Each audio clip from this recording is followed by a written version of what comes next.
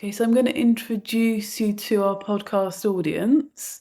So I met Daniel at a Goodham event, and he was telling me about a UBI initiative that was going to happen in the kind of East Finchley area. And I'm quite interested in UBI, so I thought I'd ask him along today. So, Daniel, would you like to kind of introduce yourself further to the podcast audience? Yeah, thanks. Hi. So my name is Daniel Mermelstein. I live in North London in Finchley. I suppose I'd call myself a campaigner for basic income, an advocate for basic income, universal basic income, and I do that by largely by sort of volunteering with various organizations that campaign for the concept of a basic income. So things like the Citizens Basic Income Trust, which is a charity that provides sort of educational materials and research, the UBI Lab Network, which is a sort of countrywide network of what they called labs. So, volunteer run small organizations that do various events and anything they can do to campaign. And yeah, and various others over time. I'm a big fan of basic income and I do what I can to sort of spread the message. So, how would you kind of define like UBI? So I guess basic income, the idea of basic income is really all about financial security. So it's about giving everyone what we would describe as a floor of financial security, a floor below which people would never fall, and a floor that is like a platform from which they can kind of develop their lives and lead good lives. And for a basic income to be, if you like, a true basic income, it has to have basically five characteristics, right? One is that it has to be cash. So it's about money that you can spend on anything you want as opposed to, say, vouchers or food stamps or anything that limits the spend that you can have with this. So that's one, cash. Two, that it's regular. So it's giving people money every week or every month, but always there continuously throughout their lives. Number three is that it's for individuals, right? So it's not for households, it's not for couples, it's not for anything other than every individual in their own right. Everyone gets their own. This is kind of important because, yeah, and we'll probably talk about this later. A lot of what the benefit system, the welfare state currently does is it doesn't treat people as individuals, and that has kind of a lot of implications, a lot of problems. The other thing is that it has to be unconditional, and this means that you don't have to jump through hoops to get it. Like maybe proving that you're disabled or you're unemployed, but you're looking for work or whatever. It's totally unconditional. You get it as a right of citizenship. And the fifth one is that it's universal. So basically, everyone gets it as a right for being a member of society. So if you want to, if you like, that's what characterizes a basic income. And the whole idea of it is about this. It's about financial security for everyone so that everyone always has a floor below which they never fall. And how did you become interested in kind of universal basic income as a concept? Huh. I was kind of thinking about this and I can't quite remember how I think I, I was sort of interested in money in some ways because I also have a sort of interest in things like cryptocurrencies and other forms of money. And I was sort of, I think, looking at this concept of money, which is kind of really a bit strange when you look at it, what we consider to be money and a form of exchange. I think that's kind of how it started. And I came across this concept and it felt kind of, in some ways, very radical. But then I started looking at it and it is, but it isn't, right? Because if you think about why this might be radical, this idea of just giving people money just as a right, yeah, it's radical because a lot of what we do now in terms of, if you conceive of the welfare state or how we organize a society, most of the sort of cash transfers that we do in society really don't meet that sort of criteria of being, for example, they're not unconditional, right? Because to get them, you have to sort of prove that you're seeking work or that you're disabled or something. They're definitely not individual because, as I said, weirdly, a lot of benefits get paid to households. And at that point, that means that the state has to then become very interested in knowing the composition of your life, right? They have to know whether you're married or not. Do you have any children? Do you cohabit? Or how many days a week does your boyfriend live at your house, and things like that, because they need to understand how you live in order to decide how to give you money.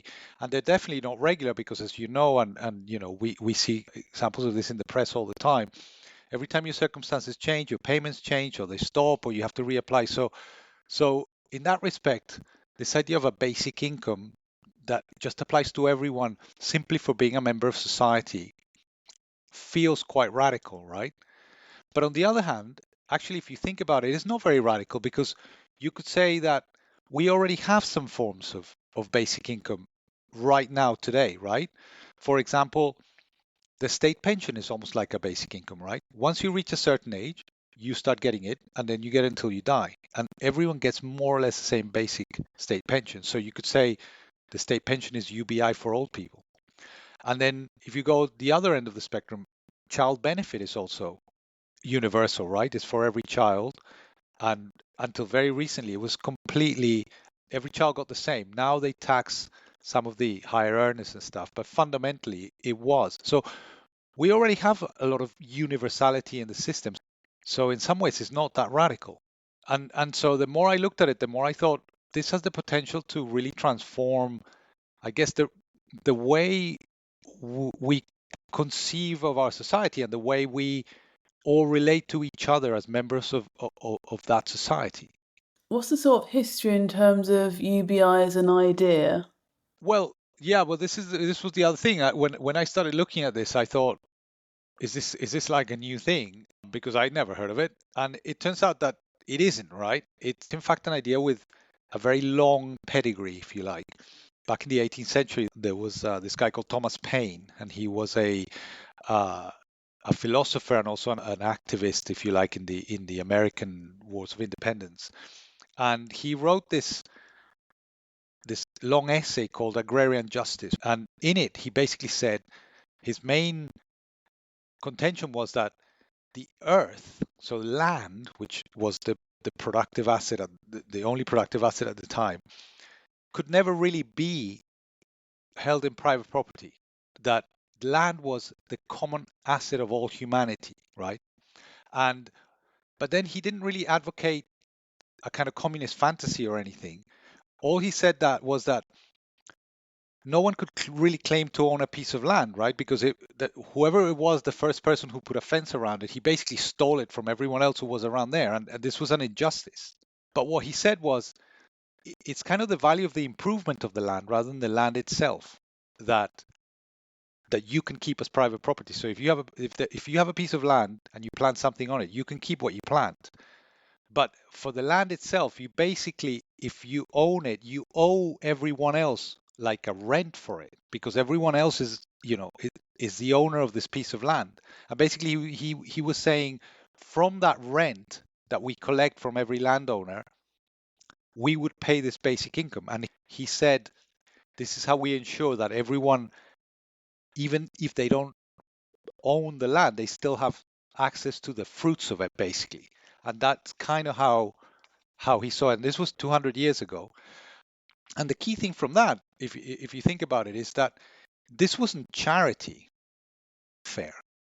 You know, it was a right. Everyone had a right. And I think that the sort of modern incarnations of basic income also have this idea at the root of it. That is, as a citizen, you have a right to this inheritance, to this income, right?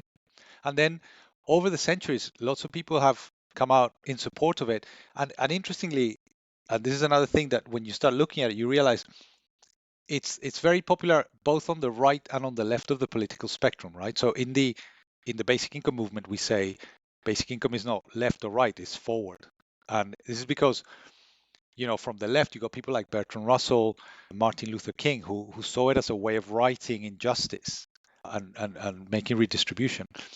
But then on the right, even people like Milton Friedman, the economist, he proposed at the time something which is fundamentally a basic income, which they call the sort of negative income tax, which kind of works in the same way.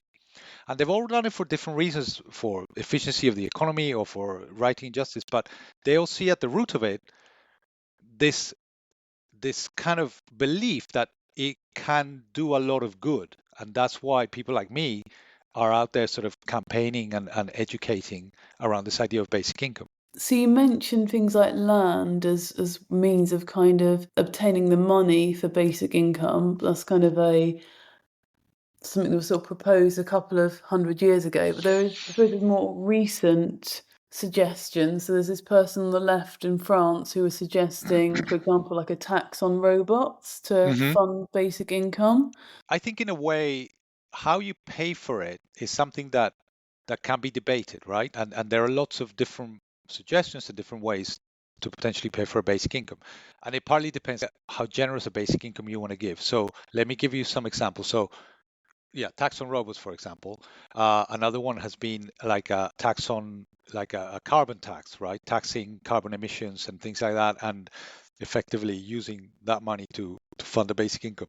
Other schemes which are perhaps a bit more humble in their aspirations, perhaps say you don't have to come up with other taxes. You can just use the current tax and benefit system and use the current tax system and make some alterations to income tax brackets and some alterations to like the amount of tax-free, amounts that you get before you're getting taxed on your income.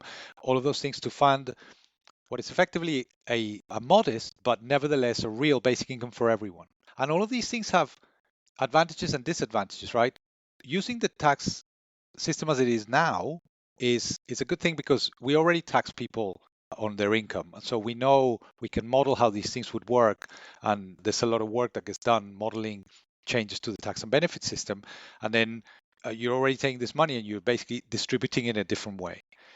And that makes it easier to model, easier to understand, and easier to justify. If you talk about other taxes like a carbon tax or robots tax, you have the problem of you don't know what impact that's going to have on different parts of the population. It's very difficult to model these new things. And also, once you come up with a new tax, you then have to also justify why would spend that money, that new money that you're generating, on paying a basic income rather than, say, building more roads or building more schools or whatever. So then you get into other conversations. So I think how you fund it is a live discussion and it's important.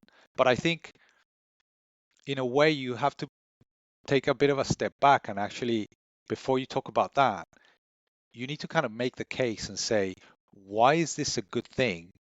Why do we actually want to do this, right?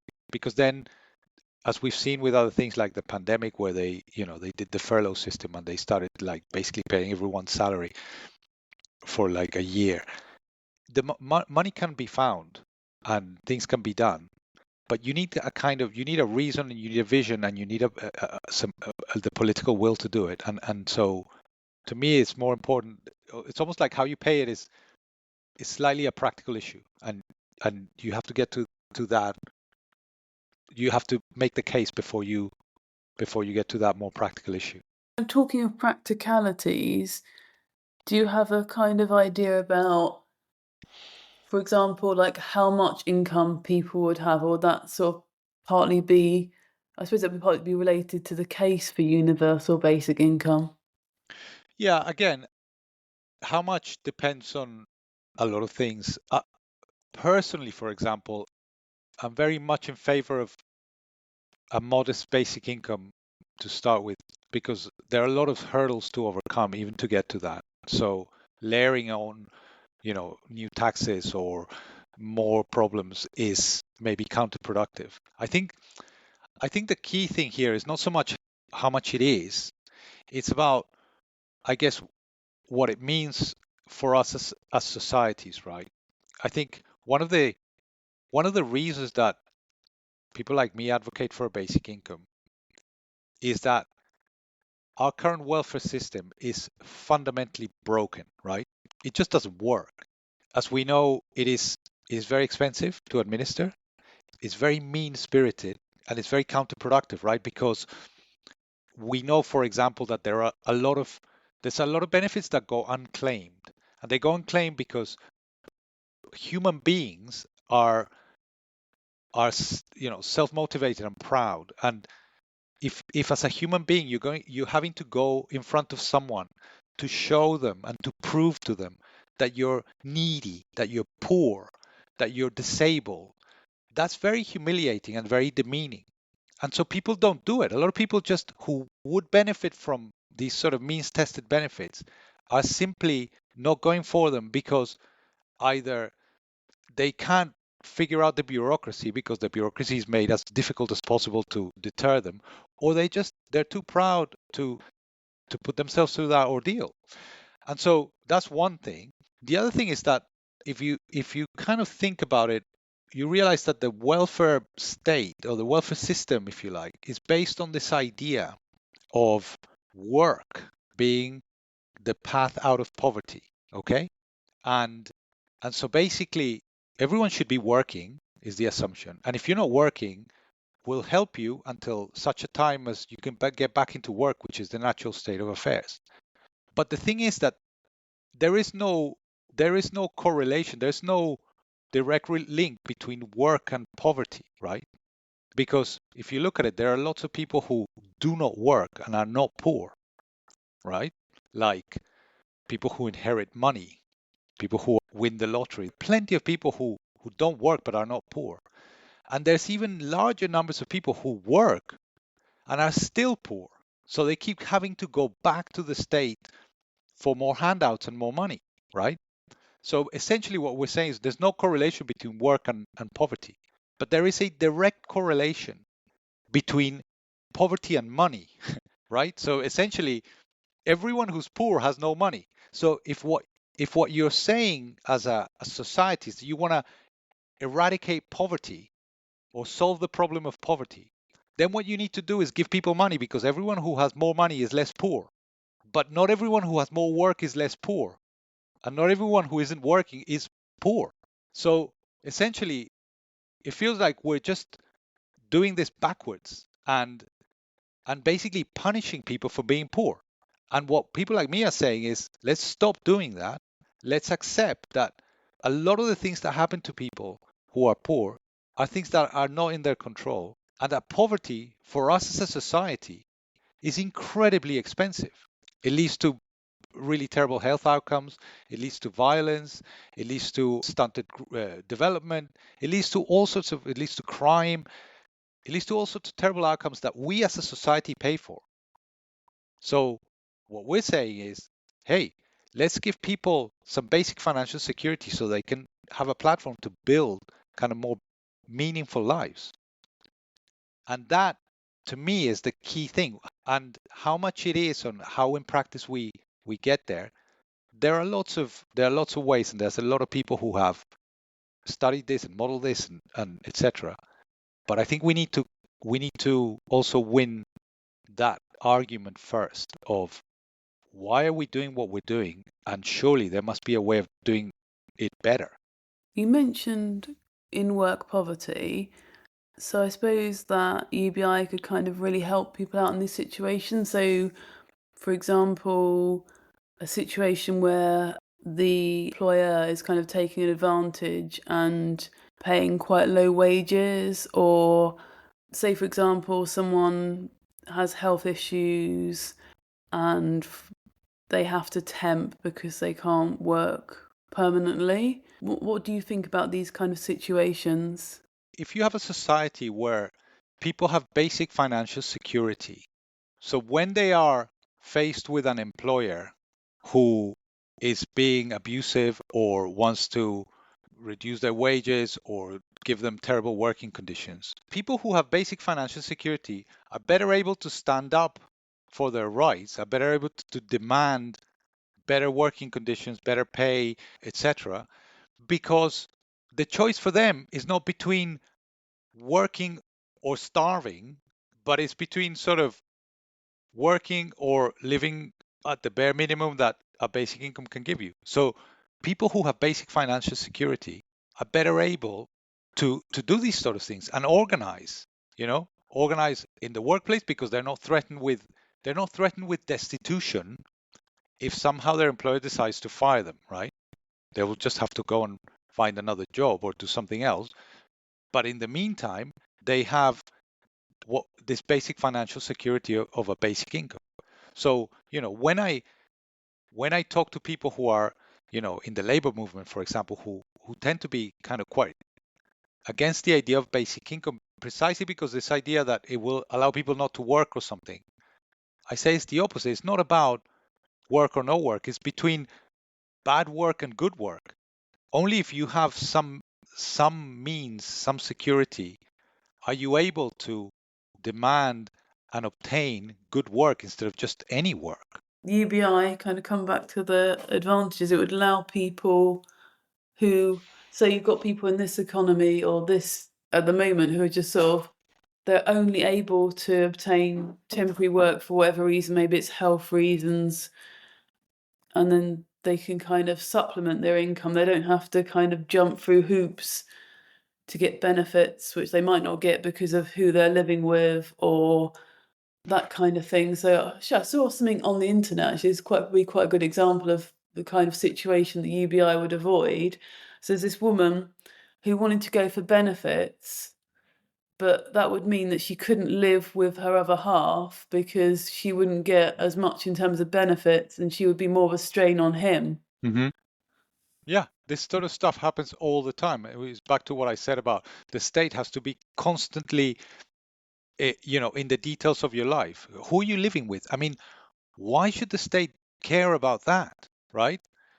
And, going back to your point about people who maybe are disabled, for example, I think another misconception here is this idea that people say, this is like a basic income is like a conspiracy of the right to basically just get rid of all benefits, right? Because they'll say, well, you get a basic income and you're not going to get anything else. And I don't think there's anyone in the basic income movement, anyone who is seriously advocating for basic income, who has ever said that there will be no need for other benefits, right? And particularly the idea of means testing, which all of us think is absolutely evil, right? Because it leads to these terrible perverse incentives and punishing of people, etc. There will always be some need for some means testing, right? Because even if you give people what would you consider sort of some basic floor of financial security, there will always be people who need more help for one reason or another. Like if you're disabled, you're always going to need more help. And so there will have to remain some element of means testing to see how much more help you need, right? Or if you think about housing is a real problem in this country. It's very unevenly distributed. Housing in London is super expensive. Housing in the northeast of England, less so. So you could never come up with a basic income that would cover everyone's housing needs. But you could come up with a basic income that covers some needs and then figure out regionally or whatever who needs more help. And so there will always be an element of means testing. There's always be an element of additional help. But the key thing here is most people, most of the time, will do almost anything they can to not be on benefits. A basic income would lift a lot of people who are on this sort of edge all the time from ever having to be on this atrocious benefit system and having to go to some DWP, Department of Works and Pensions bureaucrat to justify themselves that they haven't done more hours or fewer hours or they haven't moved in with their boyfriend or split with their boyfriend or all this stuff, because these people would never have to come into contact with this stuff with this kind of madness anymore. And this is kind of what I mean about sort of readjusting our relationship to each other. I personally tend to think that I am like everyone else. There's nothing particularly special about me. And when I think about what I would do with a basic income, even if it was a few £100 a month or whatever, I don't think about, oh, I'd never work again or I wouldn't do this. What I think is, oh, I could maybe change my working hours a bit or do some more volunteer or do whatever. And I don't understand why everyone always says, oh, but people would, if you gave them free money, they would just go and sit around and do nothing. And you go, but would you do that? Oh, no, not me. but other people. And you're like, who are these other people? Where are they? Because I don't see them. And so I think we've been fed this really pernicious idea that there are all these people out there, and they are the poor, who are just waiting for an opportunity to fleece the system. But these people largely do not exist. And unless we transform that kind of discourse and conversation we have in society about each other, this is why I said it doesn't matter how much you think in practice a basic income should be. We need a kind of much more transformational discussion about this before we can even think about that. If I had UBI, basically, I would use it to work on being self-employed, and I'd probably study. Mm-hmm. I would definitely not sit around. I think that people need to basically be productive, to do something productive with their lives. Correct. Mm. Yeah. And and again, that this was kind of borne out by what happened in the pandemic, right? Large numbers of people were stuck at home being given money by the state. And did they all sit there watching television and drinking beer? No. You have all these sort of kind of stories of people learning a new skill, learning a language, baking, doing more. Yeah, I did loads of volunteering during the pandemic. People did so many things, and it was so positive because in some ways they had been sort of liberated to kind of explore some of these things. And I think as a society, we have, in many ways, we are so lucky. We live in a time where we have fundamentally solved so many of the problems of scarcity. Food is plentiful. As a society, we have enough money, enough resources to go around. So why do we insist on punishing people for these sort of perceived sins of, oh, you're not working hard enough, or you're not contributing? People have ways and will find ways of contributing. You just have to trust them and and in some ways sort of liberate them from some of this drudgery. I think another interesting thing when it comes to the whole kind of mentality of work is that even if you were to accept that people should be working, I think one of the mistakes that gets made a lot is that everyone takes a very narrow definition of what work is, right? So work in that definition is fundamentally paid labor, i.e., work that you do in exchange for money. And everything else doesn't really count. But then if you think about all the things that are work but do not enter into that narrow definition, these are really important things. If you think about the amount of time that parents, mothers mostly, but fathers as well, spend raising their children, how can you tell me that that's not work? They're literally doing the most important job, but obviously they're not getting paid for it, so it doesn't count as work. Or all the millions of hours that people spend volunteering and doing kind of things in the community, that's work. That's actual work that people are doing. They're not getting paid for it, so it doesn't count. So the amount of things that are super important that simply don't count as work, it just makes you want to cry. And so again, it's about sort of refocusing that discourse about why do we take such a narrow definition of work. If we're really kind of interested in people being active and working, why don't we accept that all of these things are perhaps more important actually than a lot of paid work that is what David Graeber called bullshit jobs. And again, it's how we perceive each other in a society. Just to give you an example that I just find hilarious, if how we measure the value of something, if I look after my own kids and my neighbor looks after their own kids, that doesn't count as valuable output. It doesn't count towards GDP. It doesn't count towards anything. But if I pay her to look after my kids and she pays me to look after their kids, then that counts as economic activity and it counts towards GDP. Now, that is insane, right? It's the same work, but actually I'm forcing someone to look after someone else's children so that we can kind of add it to some column. So these are the things, and these are the sort of oddities that I think we as a society take as given, but that we want to be looking at and trying to be more holistic and more kind to ourselves as a society, basically. I'm thinking about sort of some examples you give and why it might kind of mean that UBI has increased in popularity. So, in terms of looking after children, I suppose that you need two incomes effectively to actually be able to bring up children. And if we had UBI, we'd be able to spend sort of more quality time with our family. We could have parents working part-time, both parents spending time with the kids. Then Yeah. there's also the pandemic. So a lot of people lost income, and even though there were a number of people furloughed, you still had people that didn't get furlough, for example, like self-employed people. So that might have made more people kind of think about the concept of UBI.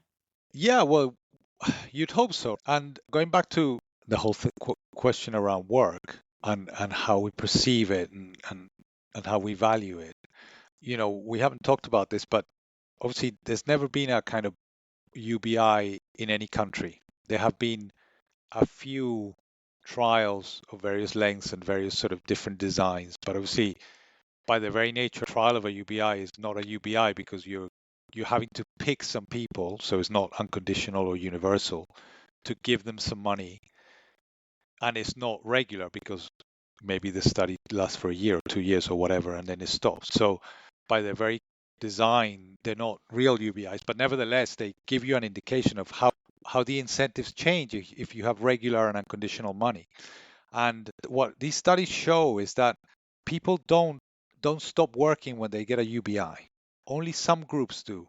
And the groups that do are mothers who then use the money to spend more time with their children instead of having to go out to work, and students who then use the money to study more instead of having to take some shitty bar job to pay their way through university and stuff. And so again, I for one would be very happy for these people to work less. So there's a real misconception here about, what we think of ourselves and what we think of other people. And I think we need to think more that other people are just like us. And therefore, if we would do something, most other people are very likely to do something very similar. It'd be useful to know a bit more about the trials and kind of stories around the trials and any, I know, data or Yeah, so trials in general, as I said, first of all, have shown that there is no disincentive to work. So that's something that trials put to bed pretty quickly. So it's two things really. One,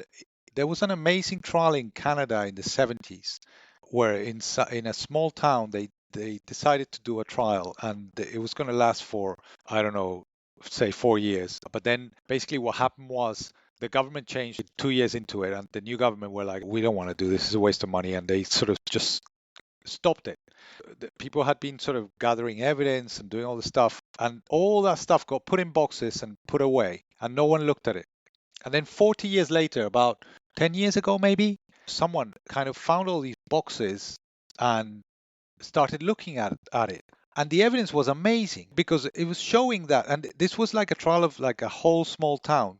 So you could see the sort of network effects of starting to give people money. And basically what it showed was that all of these outcomes that you would like to see improving were improving. So things like school attendance for children went up, health outcomes, visits to the doctor, visits to the hospital all went down, domestic violence down. All of these things were totally correlated with the time of this trial, and then it all kind of went to pot because they closed down the trial, and that was just incredible. So you could see these things happening, and as I said before, poverty is super expensive for us as a society. We're paying a high premium for poverty. We should be super focused, very focused on just getting people out of poverty because that is costing us billions, and yet somehow we're not. The other thing is, as I said before, there's never been a basic income implemented. The, but that's not entirely true. There is a scheme in Alaska, of all places, and it's called the Alaska Permanent Fund. What happened was in the 1970s, they discovered a lot of oil in Alaska. And the government at the time, which has always been a Republican government, the local government, and the insight that they had was not dissimilar to the insight that Thomas Paine had all those 100 years ago, which was that this asset that they found was not theirs because they found it in the 1970s. This was an asset that belonged to all Alaskans, even future Alaskans. So instead of just burning the money and building vanity projects or whatever you do with kind of oil riches, what they did was they took all the royalties from the oil exploration that were getting paid by the oil companies, put them in this investment fund, and then they basically started giving every year a cut of the profits from the fund. So if they would just take the profits from the fund, whatever profits they made on that year, and then divide it equally between all Alaskans. So as long as you were a resident of Alaska, had been for the last year, you would get a check for this money. And this has been going on since the 1980s. It's been going for 40 years.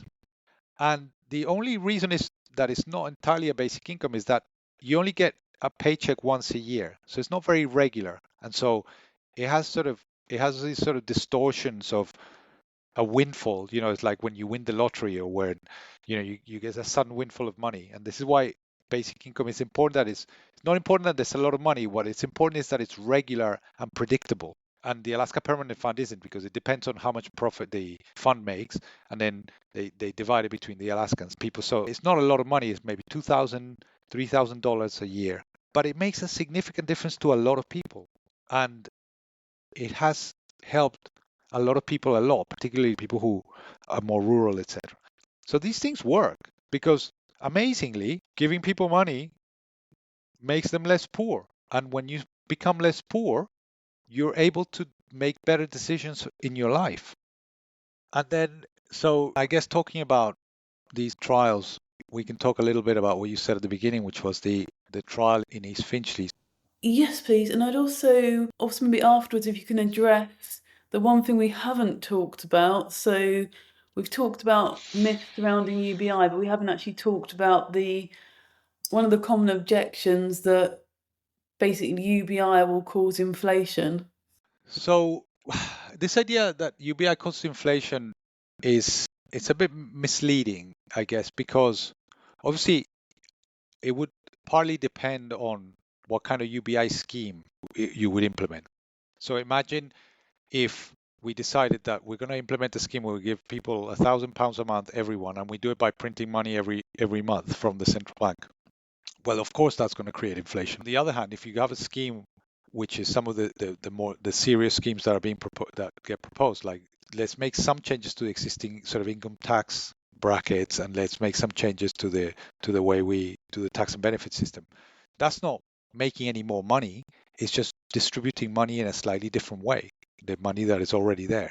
So there's no reason in and of itself why that would create inflation. So this is kind of one of those things which I feel it's a bit of a scaremongering kind of thing where you say, oh, but where's all this money going to come from? Surely it's just going to go, everything's going to go ballistic. And what people do, especially people who are against this, is they look at what you'd call the gross cost. Like you say, well, if we give 200 to everyone and there's 50 million people, then they multiply those two numbers and you end up with a huge number, right? But actually, basic income is not just a change to the benefit system, it's a change to the tax and benefit system. So the way these schemes are implemented, or the way serious schemes are implemented, some people end up being net contributors and some people are being net recipients. So and it has a disproportionate effect on the poor, because the poor are large net recipients. And so people like me who have a job and pay income tax of 40%, people like me would get the basic income for sure, because everyone should get it. But then I would end up paying it back through the tax system.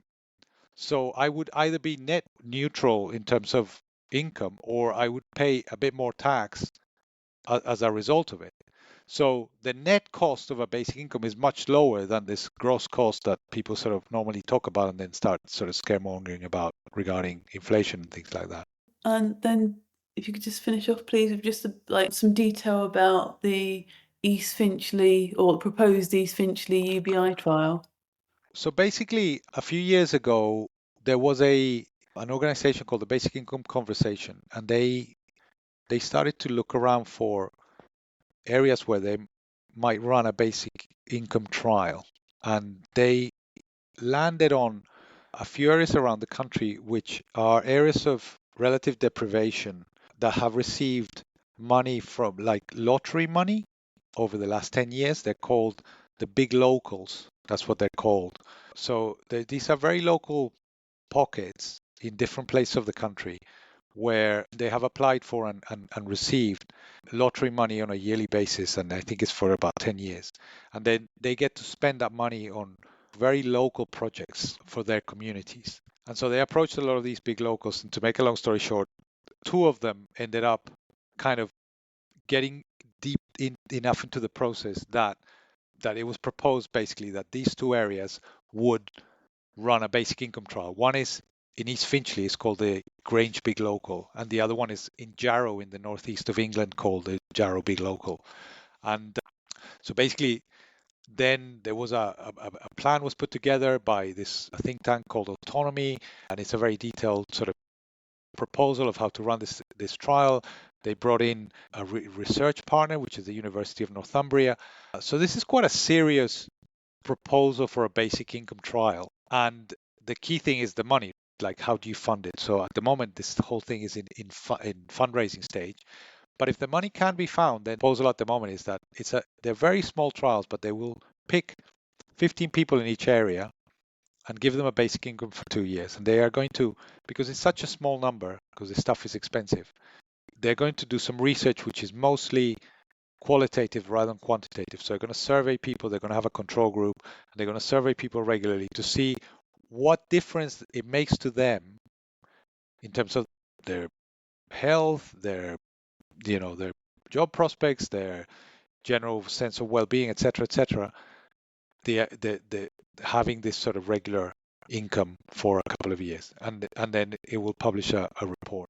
So this would be quite exciting. It would be the first basic income trial in England, and for me personally, I live very near this area of East Finchley, so I've become involved as a volunteer in trying to help fundraise and trying to bring awareness of basic income and all of this stuff.